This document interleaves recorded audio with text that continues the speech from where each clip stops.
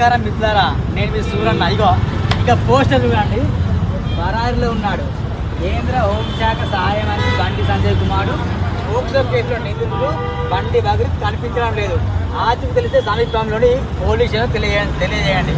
బండి సంజయ్ కొడుకు పరారు ఉన్నాడు. ఈయన హోంశాఖ సహాయ మంత్రి. నేను ఏమన్నా అంటే మొన్ననే చెప్పిన, నిన్ననే బండి సంజయ్ నీ కొడుకుని చెప్పు తీసుకొట్టి నువ్వే తీసుకెళ్ళి స్టేషన్లా అని చెప్పిన.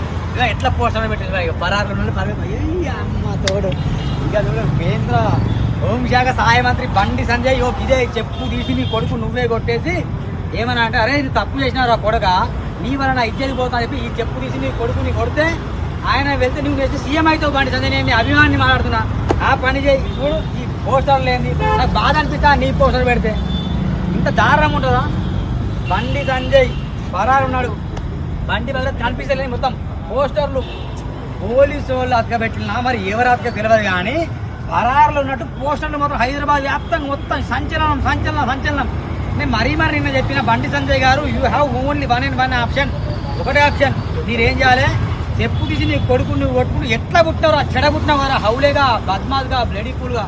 నీ వలన పరువు పోయింది కదరా, మొత్తం మోడీ దగ్గర అమిత్ షా మంచిగా ఉండేటువంటి నీ వలన మా పరువు మొత్తం పోయిందని చెప్పేసి నువ్వేం చేయాలంటే బరాబరు నీ కొడుకును అప్పగించాలి కోర్టులో. నీ కొడుకు నువ్వు జైల్లో పంపించాలి. లేకుంటే ఒక తుపాకీ పెట్టి దగ్గర వేసినా అనుకో, చాలా పెట్టినా అనుకో, నీ కొడుకు కాసిన అనుకో, నీకు మంచి పేరు సార్. పని చేయి, ఇంత దారుణమా నీ బతుకు.